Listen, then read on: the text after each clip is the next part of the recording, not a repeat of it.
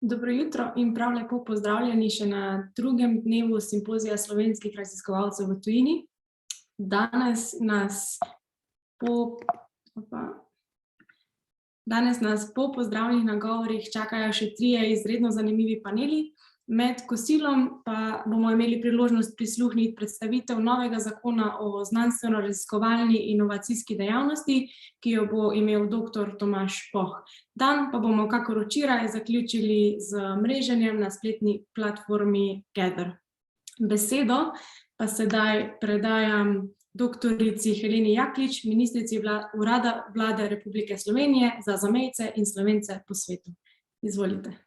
Ja, najlepša hvala za besedo, spoštovani vtisovci, spoštovani predavatelji, sodelujoči na letošnjem simpoziju, spoštovani udeleženci, dragi rojaki. Letošnji simpozij nagovarja zelo različna področja, kar je več kot dobrodošlo, saj nam pogosto umanjka širok in raznolik pogled na našo stvarnost, na nas same in našo družbo. Na nek način nas teme izpostavljene na simpoziju vabijo k premisleku o vseh vidikih našega bivanja. Če samo pogledamo šport, o katerem bo tekla beseda takoj po uvodnih pozdravih. Po eni strani opazujemo, kako šport tudi med mladimi in najmlajšimi postaja osrednja izbira. Morda pogosto večkrat celo kot modna muha za njihov prosti čas.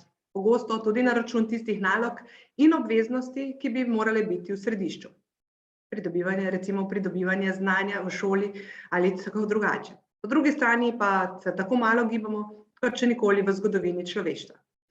Prav tako se postavlja vprašanje, kakšen šport imamo v mislih, ko govorimo o dobrem počutju. Ekstremistični, tak, ki nas sili premikati lastne meje zmogljivosti, ali tak, ki nam poživlja telo in duha. Glede na storilnostno naravnanost našega časa sta žal, vsaj po mojem, prevečkrat prva in druga izbira tista, po kateri posegamo. Pozablja pa se na dimenzijo, ki jo je imel šport skozi čas. Gibanje zaradi zdravja, ohranjanje telesnih zmogljivosti, pa tudi učenja, važno je spoštljivo sodelovati, ne pa vedno zmagati. Veseli me, da je svoje mesto znotraj simpozija našla kultura oziroma umetnost, ki jo ostaja tista duhovna človeška dimenzija, ki nas dela občutljivejše za svet okoli sebe, za estetiko lepega, navdihujočega, pa tudi sproščujočega. Ko smo se pred 2 letoma spominjali 500. obletnice smrti izjemnega in vsestranskega Leonarda da Vincija, je dr. Igor Škamperle, ki se je ukvarjal veliko z Da Vincijem, izpostavil, da sta bila v njegovi dobi, v dobi da Vincija, umetnost in znanost, kar danes ponovno ugotavljamo in spoznavamo, še tesno povezani, kar je pravzaprav tudi lahko Leonardovo sporočilo nam. Kot pravi, človekovo spoznanje ne mora biti zgolj racionalno in uporabno, ampak ga spremljata estetska igrivost in duševni nagovor.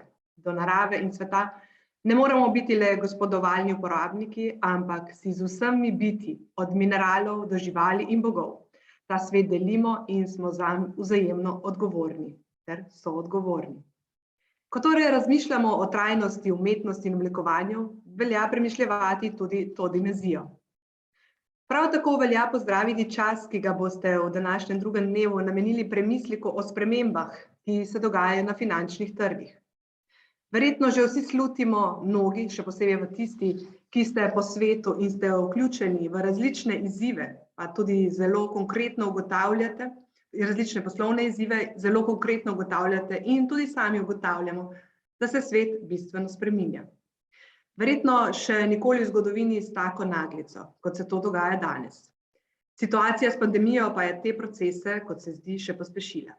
Spreminjajo se centri moči, nekje na obzorju se izrisuje demografska kriza, ki ne bo samo prizadela ali sooblikovala samo zahodnega sveta, ampak bodo njeni učinki vidni, vsaj tako se nakazuje, po vsej zemeljski polobli. Prav zato je dobro in prav, da že sedaj vse to spremljamo, da se o teh spremembah pogovarjamo, da se jih zavedamo in da tudi že iščemo načine, kako se soočiti z izzivi, ki jih prinašajo. Verjamem, da bodo nekatere zanimive premisleke in ugotovitve, zagotovo pa odlična analiza prinesla tudi današnja okrogla miza v popoldanskem delu. Spoštovani udeleženci današnjega simpozija oziroma dvodnevnega simpozija in še posebej udeleženci današnjega drugega dne. Še enkrat res prisrčno pozdravljeni v tem drugem delu simpozija, prek katerega vtis, za kar se mu iskreno zahvaljujem, povezuje in združuje Slovence doma in po vsem svetu. Potencial, ki ga nosite v tujini izobraženi Slovenci, ni izjemen samo za države, v katerih morda delujete, v katerih ste si morda ustvarili življenje, temveč tudi za domovino, državo Slovenijo. Znanje, izkustvo drugačnega sveta, drugačnih navad, kulture, pogleda na svet, s katerim se oplajate na svoji mednarodni izkušnji, je izredno dragoceno in še kako potrebno za prosperiteto in vsestranski razvoj slovenske države, tudi slovenske države, ki letos praznuje 30 let samostojnosti in neodvisnosti. Toda ne pozabimo, ta država je bila postavljena 1400 let izjemne zgodovine majhnega, a srčnega in vztrajnega naroda, ki je preživel na stičišču 3 svetov in prepihu. Bodimo ponosni na to. To je tudi dom vseh nas, zato je dobro in prav, da se radi vračate v domovino, če je le mogoče seveda za stalno. Spoštovani, naj vam zaželim še prijeten dan, predvsem pa res lepo doživeti božične, novoletne praznike, v prihajajočem letu pa obilo zdravja, notranjega zadovoljstva, ki naj ga rojevajo uspešno izvedeni projekti, predvsem pa iskreni medsebojni odnosi. Vse dobro pravzaprav vsem nam. Najlepša hvala, dr. Jaklič, za čudovit nagovor in spodbudne besede. Naslednja pa nas bo nagovorila Neža Vadnjak, ki je članica Društva Vtis, članica upravnega odbora in pa glavna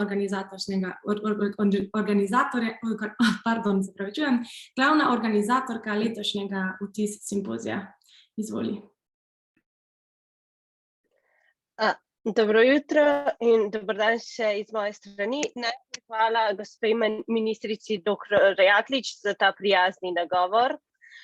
In dobrodošli na drugem dne letošnjega 6. simpozija slovenskih raziskovalcev v tujini, ki ga sedaj že tradicionalno organiziramo v Društvu Vtis skupaj v sodelovanju z Ministrstvom za izobraževanje, znanje in šport.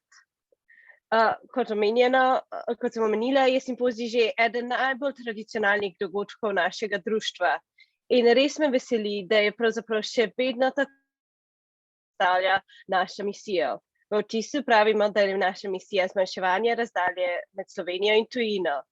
In s simpozijom želimo najprej slovenskim raziskovalcem v tujini ponuditi priložnost, da pravzaprav zmanjšajo to razdaljo s tem, da predstavijo svoje raziskovalno delo v slovenskem okolju in tako slovenskem znanstvenem kot širši javnosti.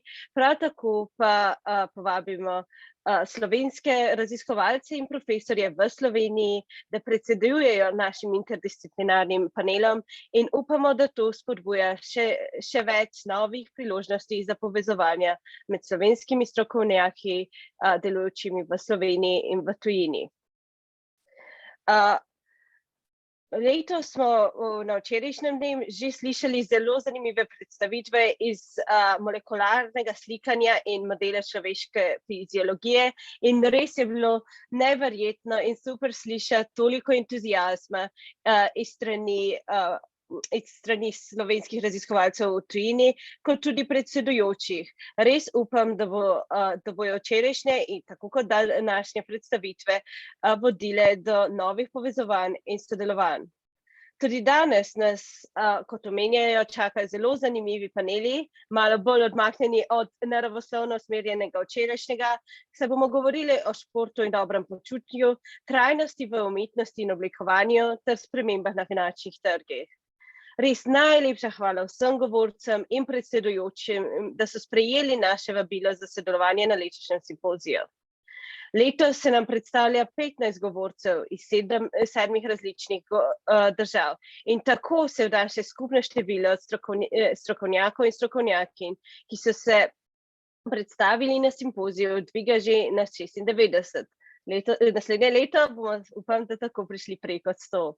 In zraven pa se jim pridružuje še 30 moderatorjev iz Slovenije.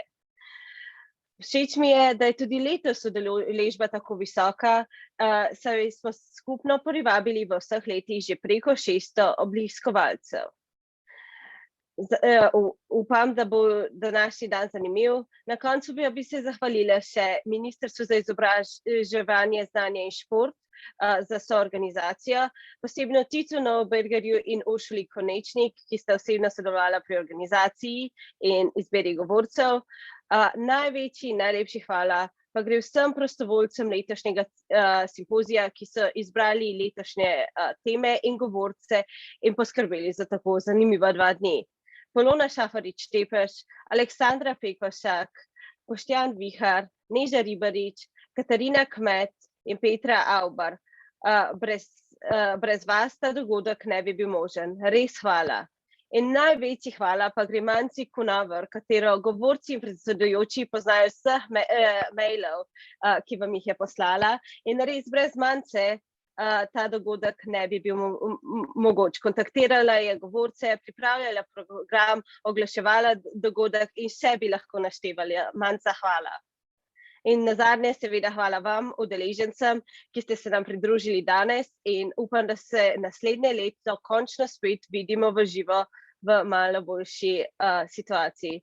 Sedaj pa vam želim res zanimiv drugi dan letošnjega simpozija. Hvala.